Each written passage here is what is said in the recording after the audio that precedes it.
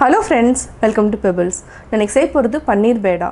பன்னீர் வந்து நல்லா நம்ம துருவிக்கணும். அதுக்கப்புறம் சுகர் ஆட் பண்ணிவிட்டு கொஞ்சம் நல்லா ப்ரௌன் ஆகிற வரைக்கும், அதாவது என்னென்னா கேரமல் மாதிரி நல்லா ஃப்ரை பண்ணிகிட்டே இருக்கணும். அதுக்கப்புறம் சர்க்கரை இல்லாத கோவா ஆட் பண்ணி செய்ய போகிறோம். வாங்க எப்படி செய்கிறதுன்னு பார்க்கலாம். தேவையான பொருட்கள், நம்ம பன்னீர் வந்து 250 கிராம்ஸ் எடுத்துக்கலாம். இதுக்கு 100 கிராம்ஸ் கோவா எடுத்துக்கலாம். 100 கிராம் சுகர், ஒரு 5 டேபிள் ஸ்பூன் அளவுக்கு பால் ஆடை, ஒரு 2 டேபிள் ஸ்பூன் அளவுக்கு பால் இதுலேயே இருக்குது. பால் ஆடை பால். இதுக்கு வந்து நம்ம பிஸ்தா ஆட் பண்ணிக்கலாம். எப்படி செய்கிறதுன்னு பார்க்கலாம். ஃபஸ்ட்டு நம்ம இதையே, அதாவது பன்னீரை வந்து நல்லா துருவிக்கலாம். நம்ம பன்னீரை வந்து துருவிக்கலாம். நம்ம பன்னீரை வந்து நல்லா துருவிட்டோம். நம்ம இந்த பன்னீர் கூட சுகர் ஆட் பண்ணிவிட்டு நல்லா, அதாவது கலர் மாறுற வரைக்கும் வறுத்துக்கணும். இப்போ எப்படி செய்கிறதுன்னு பார்க்கலாம். நம்ம கேஸ் ஆன் பண்ணிக்கலாம். நம்ம பன்னீரை நல்லா துருவிட்டு இதுக்கு வந்து ஒரே ஒரு டேபிள் ஸ்பூன் அளவுக்கு நெய் விட்டுக்கலாம். நம்ம இதை வந்து ஃப்ரை பண்ணுறதுக்காக நெய் ஆட் பண்ணுறோம். இது ஒரு நிமிஷம் வரைக்கும் நல்லா ஃப்ரை பண்ணிவிட்டு நம்ம சர்க்கரை ஆட் பண்ணிக்கலாம். பன்னீரில் வந்து லைட்டாக தண்ணி விட ஆரம்பிக்கும். இந்த ஸ்டேஜில் நம்ம சர்க்கரை வந்து ஆட் பண்ணிக்கலாம். பார்த்திங்கன்னா கொஞ்சம் தண்ணி விடும். சர்க்கரை வந்து ஜாஸ்தி ஆட் பண்ண வேண்டியதில்லை. நம்ம இதில் ஒரு 3/4 வாசி அளவுக்கு ஆட் பண்ணிக்கலாம். தேவைன்னா ஆட் பண்ணிக்கலாம். இந்த அளவுக்கு இருந்தாலே போதும். நம்ம ஒரு 3 டேபிள் ஸ்பூன் அளவுக்கு தனியாகவே வச்சுட்டோம்.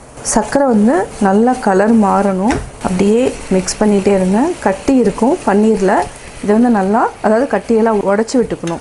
சர்க்கரையும் நல்லா திக்காகி, அதாவது கலர் மாறுற வரைக்கும் நம்ம சிம்மில் வச்சுட்டு நல்லா வதக்கிட்டே இருக்கணும். அப்போ தான் வந்து இந்த பேடா வந்து ரொம்ப டேஸ்ட்டாக வரும். அதாவது லைட்டாக பன்னீரோட ஸ்மெல்லும் கோவாவோட ஸ்மெல் வர அளவுக்கு நம்ம நல்லா மிக்ஸ் பண்ணிகிட்டே இருக்கணும். இது ஒரு 5 நிமிஷம் ஆகும் நல்லா வதக்கி கலர் மாறுறதுக்கு. அது வரைக்கும் இதே மாதிரியே வதக்கிட்டே இருக்கலாம். அதுக்கப்புறம் ஆஃப் பண்ணிவிட்டு ஆற வச்சு அரைச்சிக்கணும். அதாவது பாலாடையோடு சேர்த்து அரைச்சிக்கணும். இப்போது கலர் மாறிட்டுருக்கு. இன்னும் 1 நிமிஷம் வரைக்கும் நல்லா வதக்கிட்டு ஆஃப் பண்ணிக்கலாம். அதாவது இந்தளவுக்கு கலர் மாறிட்டு நம்ம ஆற வச்சு அரைச்சிக்கலாம். இப்போ ஆஃப் பண்ணிக்கலாம். நல்லா ஆறட்டும். அதுக்கப்புறம் பால் கூட சேர்த்து அரைச்சிக்கலாம். இப்போ நம்ம பால் ஆடையும் நம்ம தேவையான ஆட் பண்ணிக்கலாம். இந்த பாலையும் இதை வந்து நம்ம மிக்சியில் அடிச்சுக்கலாம். இப்போ நம்ம பன்னீரும் சர்க்கரையும் சேர்ந்து நல்லா அரைச்சிட்டோம். இந்த மாதிரி பேஸ்ட் மாதிரி அரைச்சிக்கணும். இப்போ நம்ம அதே பேனில் ஒரு டேபிள் ஸ்பூன் நெய் விட்டுக்கலாம். லைட்டாக நம்ம பிஸ்தாவை ஃப்ரை பண்ணிக்கலாம். இதை அதே பாத்திரத்தில் எடுத்து வச்சுக்கலாம். ஒரு சிலருக்கு இது வேண்டாம்னா நீங்கள் அவாய்ட் பண்ணிக்கலாம். ஆப்ஷனல் தான் இது. நம்ம கோவா வச்சுருக்கிறோம், இதையும் ஆட் பண்ணிக்கலாம். கோவா நல்லா கரைச்சிட்டு அரைச்சி வச்சுருக்கிறதையும் ஆட் பண்ணிக்கணும். கோவா நல்லா கரைஞ்சிருச்சு. இப்போ பேஸ்ட் பண்ணியிருக்கிற பன்னீரையும் ஆட் பண்ணிக்கலாம். இதை நல்லா அல்வா மாதிரி சுருண்டு வரணும். அதுக்கப்புறம் நம்ம ரவுண்ட் ஷேப்பில் பண்ணிக்கலாம். ரவுண்ட், ஓவல் எது வேணாலும் நம்ம பண்ணிக்கலாம். பால் மாதிரியும் பண்ணிக்கலாம். இது நல்லா சுருண்டு வர வரைக்கும் நல்லா மிக்ஸ் பண்ணிகிட்டே இருக்கணும். ஒரு சிலருக்கு அந்த கேரமல் டேஸ்ட் பிடிக்குதுன்னா சுகர் வந்து நம்ம நல்லா ப்ரௌன் பண்ணிவிட்டு கூட ஆட் பண்ணிக்கலாம். அது ஒரு டேஸ்ட் வரும். நான் வந்து பன்னீர் கூட ஆட் பண்ணதுனால உங்களுக்கு கலர் வந்து கம்மியாக வந்திருக்கு. இந்த அளவுக்கு நல்லா சுருண்டு வரணும். அப்போ தான் வந்து கரெக்டாக பேடா பதத்துக்கு வரும். இப்போ பார்த்தீங்கன்னா இதை நம்ம உருட்டுனா, இது நல்லா ஆறுனதுக்கப்புறம் உருட்டுனா நிற்கணும். அப்போ என்னென்னா கரெக்டான பதம். நம்ம கேஸ் ஆஃப் பண்ணிக்கலாம்.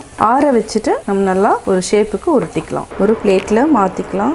ஆறுனதுக்கப்புறம் நம்ம என்ன ஷேப் வேணுமோ அந்த ஷேப் வந்து பிடிச்சிக்கலாம். இப்போது பன்னீர், சர்க்கரை, அதாவது கோவா, இந்த 3ஐயும் நல்லா ஃப்ரை பண்ணிகிட்டே இருந்துட்டு இந்த மாதிரி ஆகும். இதுக்கப்புறம் நம்ம என்ன ஷேப் வேணுமோ, அதாவது ஓவல்னாலும் ஓவல் ஷேப் எடுத்துக்கலாம். நம்ம இது கூடயே, அதாவது சர்க்கரை வந்து வச்சுருக்கோம். இந்த மாதிரி ஷேப் வந்து எடுத்துகிட்டு லைட்டாக நம்ம இந்த மாதிரி எடுத்துக்கலாம். நம்ம லாஸ்ட்டில் எடுத்துக்கலாம். இதே மாதிரி டிப் பண்ணி, நான் வந்து சின்னதாக தான் எடுக்கிறேன். உங்களுக்கு வந்து பெருசாக வேணும்னா, அதாவது பால் மாதிரியும் நம்ம பண்ணிக்கலாம். நான் வந்து ஓவல் ஷேப்பில் பண்ணுறேன். சின்ன ஃபங்க்ஷனுக்கு நம்ம, அதாவது குழந்தைங்க பர்த்டே, வெட்டிங் டே, அந்த மாதிரி விசேஷங்களுக்கு நம்ம இந்த மாதிரி சிம்பிளாக பண்ணிக்கலாம். பன்னீர் வந்து நம்ம கடையில் வாங்கி தான் செய்யணுங்கிறது இல்லை. நம்ம வந்து வீட்லேயே வந்து மேக் பண்ணலாம். அதாவது ஒரு 1/2 லிட்டர் பாலோ 1 லிட்டர் பாலில் நம்ம லெமன் வந்து புழிஞ்சினா பன்னீர் ஆகிடும்.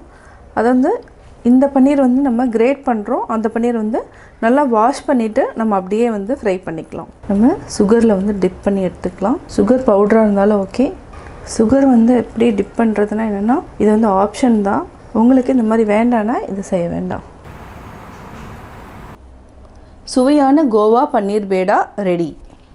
நான் பன்னீர் பேடா எப்படி செஞ்சேங்கிறத பார்த்தீங்க. கட்டாயம் உங்களுக்கு இந்த வீடியோ பிடிச்சிருக்கும். இந்த வீடியோ பிடிச்சதுன்னா லைக் பண்ணுங்கள், ஷேர் பண்ணுங்கள், கமெண்ட் பண்ணுங்கள். மறக்காமல் பெபிள்ஸ் தமிழ் சேனலையும் கோபி சுதா சேனலையும் சப்ஸ்கிரைப் பண்ணுங்கள்.